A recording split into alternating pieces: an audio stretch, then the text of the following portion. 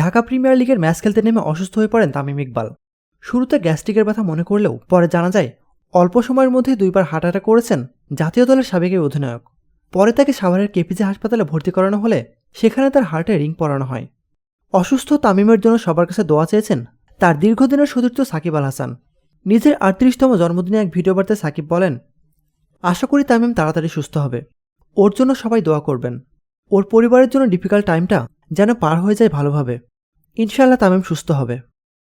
এদিকে তামিমের জন্য দোয়া চেয়ে সামাজিক যোগাযোগ মাধ্যমে পোস্ট করেছেন তার জাতীয় দলের সতীর্থ পেসার তাসকিন আহমেদ।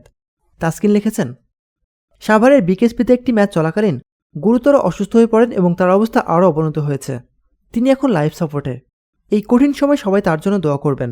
আল্লাহ তাকে দ্রুত সুস্থতা দান করুন। আরেক সতীর্থ মিরাজ লিখেছেন, আপনার দ্রুত সুস্থ হয়ে ফেরার প্রত্যাশা করি। দ্রুত সুস্থ হওয়ার জন্য আমাদের ভাবনা ও দোয়া আপনার সাথে আছে। লিটন দাস লিখেছেন, তামিম ভাই দ্রুত সুস্থ হয়ে উঠুন। আপনার দ্রুত সুস্থতা কামনা করি। আমাদের প্রার্থনা সঙ্গে আছে।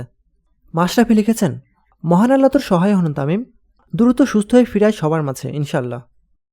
প্রতিনিয়ত খেলাধুলার আপডেট জানতে খেলাযোগ টিভির সাথেই থাকুন। এতক্ষণ আমাদের সাথে থাকার জন্য আপনাকে জানাচ্ছি বিশেষ ধন্যবাদ।